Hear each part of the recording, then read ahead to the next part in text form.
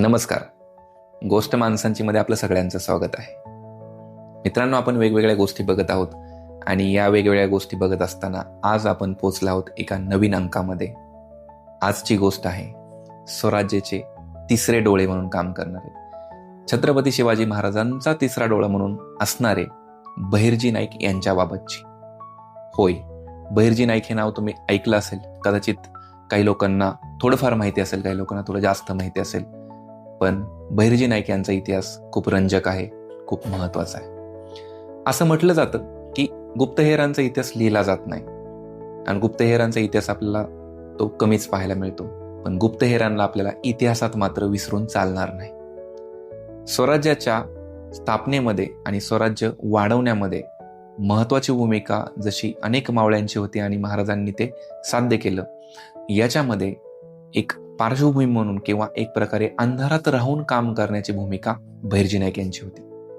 अहिल्यानगर जिल्ह्यामधलं शिंगवे हे गाव, या ठिकाणी त्यांचा जन्म झाला आणि त्यानंतर स्वराज्यामध्ये किंवा छत्रपती शिवाजी महाराजांच्या राज्यामध्ये त्यांनी आपलं जीवन व्यतीत केलं. बालपणापासून निसर्गाच्या सानिध्यामध्ये राहिल्यामुळे आणि पशुपक्षी प्राणी यांचं सानिध्य भेटल्यामुळे त्यांना त्याबद्दलचं कुतूहल, आवड निर्माण झाली आणि त्यातूनच त्यांनी निसर्गाच्या अनेक गोष्टी आत्मसात केलेल्या पाहायला मिळतात. गोष्ट आहे एक रांजे हे गाव आहे. रांजे गावचा पाटील असतो आणि पाटलाने त्याच्या शेतामध्ये काम करण्यासाठी येणाऱ्या अनेक लोकांवरती तो अत्याचार करत असतो किंवा एक प्रकारे त्यांना चांगली वागणूक देत नसतो. आणि अशीच एके दिवशी एक मुलगी कामासाठी आलेली असते आणि त्या मुलीवरती तो अत्याचार करतो आणि हा अत्याचार बघून इतर लोक त्या पाटलाला जाब विचारायला जातात, पण इतर लोकांनाही एक प्रकारे तो मारतो किंवा त्यांनाही तिथून हुसकावून लावतो. ही बातमी पोचते राजांपर्यंत, छत्रपती शिवाजी महाराजांपर्यंत, आणि महाराज त्या व्यक्तीला शिक्षा द्यायचं ठरवतात. महाराजांचं एक वाक्य खूप सुंदर आहे, ज्या राज्यामध्ये किंवा ज्या ठिकाणी स्त्रीचा आदर केला जात नाही किंवा कोणी आदर करत नसेल तर त्या व्यक्तीला जगण्याचा अधिकार नाहीये. आणि महाराजांनी आदेश दिला की पाटलाला पकडा आणि त्याचा चौरंगा करा. चौरंगा करा म्हणजे काय, तर त्याचे हात आणि पाय तोडून टाका. तर असा हा चौरंगा शब्द आहे. आणि हे जवळून पाहत होते बहिर्जी नाईक, कारण बहिर्जी नाईक यांचं बालपण जर बघितलं तर ते याच एक प्रकारे आपण म्हणू की मावळचं खोरं असेल किंवा मग पुण्याचा आसपासचा परिसर असेल तिथं गेलेला. आणि त्यांचं वडिलांना त्यांना म्हणजे वडिलांचं त्यांना सहवास लाभला नाही. आई, आजी आणि त्यांचे महत्वाचे असणारे शिरप्या काका, तर शिरप्या काकांकडून त्यांना खूप काही शिकायला मिळालं. तर शिरप्या काकाही त्या पाटलाच्या तिथे कामाला होते आणि तेव्हा बहिर्जी नाईक तिथे गेले होते आणि त्यांनी राजांनी दिलेला तो आदेश वगैरे बघून आणि ते एक प्रकारे रयतेचा राजा आणि आपल्या रयतेसाठी किती काळजी घेणारा राजा हे त्यांनी जवळून पाहिलं आणि ह्या राजाला आपल्याला भेटलं पाहिजे म्हणून बहिर्जी नाईक भेटायचं ठरवतात. पण महाराजांना भेटणं तेवढं शक्य नव्हतं, एवढं इझिली जाणं कठीण होतं. मग महाराजांना भेटायचं कसं, तर आपल्याकडे जी कला आहे, म्हणजे त्यांनी जी आधी आत्मसात केलेली कला होती निसर्गाच्या सानिध्यात राहून, तर चला म्हणे की आपण राजांना ही कला दाखवूया. त्या दरम्यानच्या काळामध्ये अनेक शेतकरी वगैरे आपलं पीक वगैरे घेत असतात आणि लांडग्यांचा धुडगूस असेल तर याच्यामुळे शेतकरी थोडे त्रस्त झाले होते. तर महाराजांनी शब्द दिला होता शेतकऱ्यांनी की मी लांडग्यांचा बंदोबस्त नक्कीच करेल. तर ही बातमी पोचली बहिर्जी नाईक यांच्यापर्यंत. मग आपल्याला राजांना तर भेटायचं, तर राजांना भेटण्यासाठी आपल्याला संधी निर्माण झाली. मग ही संधी आपण सापडवली पाहिजे. मग बहिर्जी नाईक काय करतात, तर आपल्या युद्ध कौशल्याने, म्हणजे थोडक्यात अगेन आपण थोडंसं पाठीमागे जर गेलो किंवा त्यांच्या बालपणाच्या काळात गेलो तर त्यांच्या वडिलांनी बनवलेला एक भाला होता, अगदी तीक्ष्ण, एकदम कातळापासून बनवलेला हा तीक्ष्ण भाला. तर तो त्यांनी त्यांच्याकडे घेतला होता आणि त्याचा वापर ते जे हिंस्र पशु वगैरे आहेत, जे माणसांवरती अटॅक करतात, तर त्यांना मारण्यामध्ये वगैरे त्याचा वापर केलेला. तर तो भाला त्यांच्याकडे होता आणि त्या भाल्याचा वापर करून त्यांनी 6 लांडग्यांना एकदम नेस्तनाबूत केलं आणि त्या 6 लांडग्यांच्या शेपट्या तोडून आणून त्यांनी महाराजांपुढे सादर केल्या. आणि त्यांचा तो पराक्रम बघून महाराज म्हटले की माग, तुला काय मागायचं ते, तुला बक्षीस. तर महाराजांनी सोन्याचं कडं त्यांना देऊ केलं, पण ते म्हटले की महाराज मला हे सोनं नकोय, पण या रयतेमध्ये आणि या स्वराज्यामध्ये मला माझी कला किंवा माझं योगदान देण्याची भूमिका जर मिळाली तर ती नक्कीच मी स्वीकारेल, अशी त्यांनी मागणी महाराजांकडे केली. आणि महाराजांनी खुश होऊन नंतरच्या काळामध्ये मग बहिर्जी नाईक यांना आपल्या गुप्तहेर खात्याचे प्रमुख केले. असे हे स्वराज्याचे अदृश्य शिलेदार गुप्तहेर बहिर्जी नाईक. असं म्हणतात की गुप्तहेरांचा इतिहास तो लिहिला जातच नाही, पण गुप्तहेरांना आपल्याला इतिहासात विसरून चालणार नाही. आणि महाराजांच्या इतिहासामध्ये किंवा स्वराज्याच्या एकंदरीत सगळ्या मोहिमांमध्ये त्यांनी अदृश्य राहून अनेक कामं केले. शक्यतो रात्रीच्या वेळी एकंदरीत शत्रू कुठे कसे जात आहेत, त्यांच्या हालचाली कशा, तर त्याच्यावरती पाळत ठेवणं, ते बघणं, हे काम त्यांनी केलं. या माणसाची गोष्ट बघत असताना आपल्याला महत्वाचं त्यांचे की जे कलागुण आहेत, की जे आजही आपण सगळ्यांनी आत्मसात करणं खरंच किती महत्वाचं आहे. म्हणजे अचूक निरीक्षण, अचूक आपण म्हणू की आपल्या ज्ञानेंद्रियाचा वापर करणं, आणि अचूक बुद्धिमत्ता, आणि अचूक सगळ्या गोष्टींवरती योग्य पद्धतीने योग्य वेळी काम करणं, ही कला त्यांनी अवगत केली होती. म्हणजे आपले ज्ञानेंद्रिय असतील तर त्याच्यामध्ये महत्वाचं आहे डोळे आणि कान, आणि स्वराज्याचे डोळे आणि कान म्हणून त्यांनी आयुष्याच्या अखेरपर्यंत काम केलं. त्यांचे अनेक प्रसंग आहेत. पन्हाळगड, कोल्हापूर जिल्हा, गंधाटारण्य, सिद्धी जोहरने वेढा टाकलेला. पन्हाळगडाच्या पायथ्याशी सिद्धी जोहरने वेढा टाकलेला. त्याचं सैन्य भरपूर होतं. पावसाचे दिवस होते, पाऊस धो पडत होता. सैन्य एकंदरीत तिथे थांबलेले, कठीण परिस्थिती, आणि महाराजांची सुटका करायची. तर त्यावेळेस रात्रीच्या किर्र अंधारामध्ये 3 वेळा घुबडांचा आवाज येतो. घुबडांचा आवाज कसा असतो? घुघू घुघू घुघू. शत्रूचे सैन्य त्याकडे दुर्लक्ष करतात, म्हणतात घुबडे वगैरे. पण हा घुबडांचा आवाज म्हणजे एक प्रकारे संदेश होता. संदेश कोणाला होता? तर आपल्या मावळ्यांना होता. कारण का? बहिर्जी नाईक यांची कला म्हणजे काय? तर गुप्तहेर. आणि गुप्तहेर काय करतोय की आपला संदेश पाठवतोय आपल्या राजापर्यंत, आपल्या मावळ्यांपर्यंत. आणि हा संदेश अनेक प्राण्यांच्या, अनेक पशूंच्या आवाजांमधून. तर घुबडाचा हा संदेश म्हणजे काय? की शत्रू जागा आहे आणि शत्रूवर आपल्याला चाल करायची आहे. परंतु पुन्हा एकदा घुबडाचा आवाज, आणि घुबडाचा आवाज शक्यतो तो निगेटिव्ह मध्ये, की शत्रू आहे, जागा आहे. पण घुबडाचा आवाज पुन्हा एकदा काढतात, 2दा, घुघू घुघू. आणि थोड्याशा वेळाने मग कोल्ह्याचा आवाज काढतात. कोल्हा आपल्याला माहिती, धूर्त प्राणी, एक प्रकारे लबाड कोल्ह्याची गोष्ट वगैरे आपण बघतो. कोल्ह्याला द्राक्ष आंबट अशा गोष्टी किंवा म्हणी आहेत आपल्याला माहिती. तो कोल्ह्याचा आवाज का काढायचा? की एक प्रकारे काहीतरी गाफीलपणा आहे तिथे. म्हणजेच मग कोल्ह्याचा कुई कुई आवाज काढला, आणि थोड्याच वेळात दबा धरून बसलेले आपले जे मावळे, तर त्यांनी त्या सिद्धी जोहरच्या सैन्यावरती हल्ला केला. म्हणजे कोल्ह्याच्या आवाजामधून संदेश काय दिला? तर आता हीच वेळ आहे की आपल्याला या सैन्यांवरती आता हल्ला करायचा आहे, चाल करायची, आणि आपला हेतू साध्य करायचा आहे. अशी ही बहिर्जी नाईक यांची इथली कथा, पन्हाळगडावरून महाराजांची सुटका, याच्यामध्ये महत्वाचं योगदान. तर महाराजांना वेगवेगळ्या मोहिमांमध्ये सक्सेस मिळवण्यासाठी, यश मिळवण्यासाठी त्यांनी अनेक प्लॅन आखले, आणि त्या जागेचे हुबेहूब नकाशे टाकले. म्हणजे समजा एखादा गड आहे, तर त्या गडावरती एंट्री कशी करायची, मग मुख्य दरवाज्यातून न जाता मग पाठीमागच्या साईडने कसं यायचं, चोर दरवाजे कुठे आहेत, त्यांचा खजिना कुठे आहे, तर ह्या गोष्टी पाहायला मिळतात. तर अशीच एक कथा आहे, तुम्ही ऐकली असेल. आपल्याला जर अनेक कथा बघितलं तर बहिर्जी नाईकावरती अनेक आपण म्हणूया की कथा आलेल्या आहेत, किंवा अनेक पुस्तकांमध्ये रेफरन्सेस आहेत, अनेक स्टोरीज यूट्यूबवरती वगैरे पण आहेत. आणि त्यांच्यावरती विस्तारित असणारं एक पुस्तक पण आपण बघू शकतो, डॉक्टर राज जाधव यांचं बहिर्जी नाईक हे पुस्तक. तर या पुस्तकाचा हा पूर्वार्ध आहे.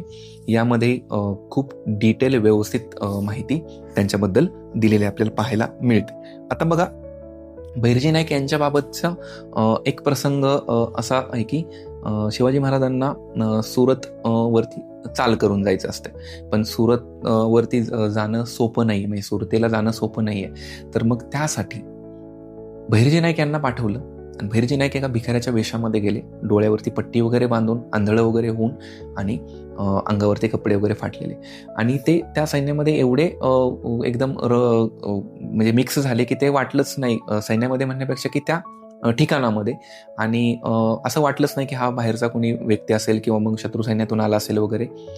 आणि तिथली इत्याभूत माहिती की खजिना कुठे ठेवलेला आहे, कुठे काय काय दडवलेलं आहे, कुठे कसं आत घुसायचं आणि वेळ प्रसंगी बाहेर कसं पडायचंय, तिथले हत्यारं कुठे कुठे लपवलीत, श्रीमंतांची घरं कुठे, श्रीमंतांनी धन कुठे दडवलेलं आहे, ह्या गोष्टींची इत्थंभूत माहिती त्यांनी घेतली.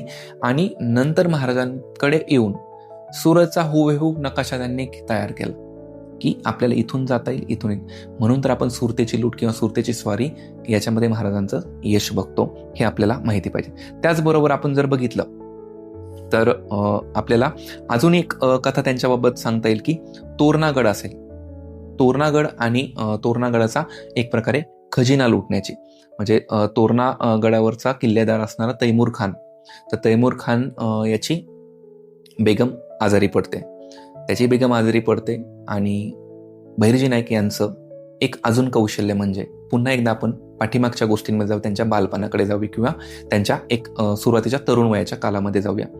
तर एकदा रात्री बहिर्जी नाईक जंगलामधून जात असतात आणि त्यांना असं एकदम प्राण्यांचे आवाज काढणं, इकडे तिकडे नक्कल करणं हे खूप आवडायचं. तर मग ते एकदा असेच जंगलामधून जात असतात आणि रात्री त्यांना एका वृद्ध माणसाचा किंचाळण्याचा आवाज येतो, ओरडण्याचा आवाज येतो. वृद्ध माणसाचा आवाज येतोय, ते पटकन ते त्या आवाजावरून सुद्धा काय ओळखतात की हा जो व्यक्तीचा आवाज आहे एकतर वृद्धाचा आहे आणि त्याला एकतर काहीतरी मार लागलाय, तो पडलेला आहे किंवा त्याच्यावर कोणतरी अटॅक केलेला आहे. ते पटकन तिथे जातात तर त्यांना दिसतं समोर की 2 लांडग्यांनी त्यांच्यावरती अटॅक केलेला आहे, तर त्यांच्या मांडीचा लचका तोडलेला आहे. बहिर्जी नाईक आपल्या भाल्याने एकाच जोरात त्या लांडग्याला जाग्यावर गारद करतात आणि त्या वृद्ध व्यक्तीला, त्या म्हाताऱ्या व्यक्तीला मग विचारतात किंवा आपलं कापडाने वगैरे बांधण्याचा प्रयत्न करतात. पण वृद्ध व्यक्ती ही ती थोडीशी तिरसट असते. तिरसट म्हणजे काय, तर थोडीशी एकदम तिरस्कार करणारी थोडीशी, म्हणजे की ती त्यांना बहिर्जी नाईक म्हणतात, ए तू गप, असं काही करू नको वगैरे वगैरे. म्हणजे ते बहिर्जी नाईक काय करतात की त्यांच्याकडे असणार ते कापड वगैरे ते बांधायला लागतात, पण नको बांधू का तर त्याने मला परत ते इन्फेक्शन होईल, म्हणजे आजच्या भाषेत आपण इन्फेक्शन म्हणतो, तर त्या जखमेला अजूनच ती परत पसरेल वगैरे. तर मग बहिर्जींना वाटतं की हा व्यक्ती कोणतरी मग ज्ञात आहे, काहीतरी त्याला माहिती आहे की हा झाडपाल्याबद्दल किंवा याला औषधी गोष्टींबद्दल माहिती आहे. आणि मग नंतर तो माणूस म्हणतो, तो वृद्ध, की मला माझ्या पिशवीमधलं ते झाडपाल्याचं हे काढ, ते त्याचं बुकटं करतात आणि ते परत बांधतात वगैरे. तर अशी ही बहिर्जी नाईक यांची एक प्रकारे ती भेट. तर ती व्यक्ती, म्हातारी व्यक्ती म्हणजे नंतर पुढे जाऊन त्यांची ओळख होते आणि खूप मोठं योगदान त्यांचंही राहतं. तर असे हे काझी बुवा, तर ते म्हातारी व्यक्ती म्हणे काझी बुवा, तर ते निष्णांत वैद्य होते, वेगवेगळ्या आजारावरती उपचार करणारे. म्हणजे गावामध्ये कोणाला तिथं कोणी आजारी पडलं असेल तर ते काझी बुवांकडेच जायचे. या काझी बुवांकडनं बहिर्जी नाईक यांनी ती कला अवगत केली आणि पुढे मग स्वतःसाठी असेल आणि आपल्या रयतेमध्ये म्हणजे स्वराज्यामध्ये अनेक लोकांवरती उपचार करण्यामध्ये त्यांनी भूमिका बजावली. तर आपण होतो तोरणागडाच्या खजिन्याचं एक प्रकारे किंवा तोरणागड घेण्याच्या गोष्टीमध्ये. मग तोरणागडाचा जो तैमूर हा किल्लेदार आहे, तर त्याची बेगम आजारी पडलेली असते आणि मग त्या बेगमला नीट करण्यासाठी तर हे एक वैद्य म्हणून, एक फकीर म्हणून जातात आणि मग म्हणतात की तुमची बेगम का आजारी पडली, अशी सांगतात की इथं भूतांचा वावर आहे गडावरती आणि कुठेतरी गुप्तधन लपवलेलं आहे तुम्ही आणि त्याच्यामुळे तुमची बेगम आजारी पडली. आणि असे एक 5-6 दिवस तिथे ते राहतात आणि पूर्ण गडाची माहिती करून घेतात. मग त्यात किल्लेदारालाही पटतं की हे जे फकीर म्हणतात तर खरं आहे की कुठेतरी आपण धन लपवलंय, तर ते धन मग बाहेर काढण्याचं फकीर सांगतात, म्हणजेच बहिर्जी नाईक सांगतात त्यातून. आणि ते धन ते पाहतात. त्याचबरोबर त्यांनी आपल्यासोबत इतर जे लोकांना नेलेलं असतं एक फकीर बनून किंवा वैद्य बनून, तर ते म्हणजे आपले मावळेच असतात. आणि मग पुढे तो गड आपल्याकडे घेण्यामध्ये महत्वाची भूमिका आपल्याला त्यांची पाहायला मिळते. असे हे बहिर्जी नाईक. यांच्याबद्दल अनेक रंजक कथा सांगितल्या जातात. म्हणजे महाराजांच्या आग्र्याच्या सुटकेचा असू द्या किंवा मग शाहिस्तेखानाची फजितीचा असू द्या, सिद्दी जोहरचा आपण बघितलं, सुरतेच्या लुटीचा असू द्या, इव्हन अफजल खानाचा वेढा असू द्या आणि अफजल खानाला मग कसं त्याच्यामध्ये खोटी माहिती टाकून त्याला गुमराह करायचं असू द्या, अशा अनेक गोष्टी बघायला मिळतात.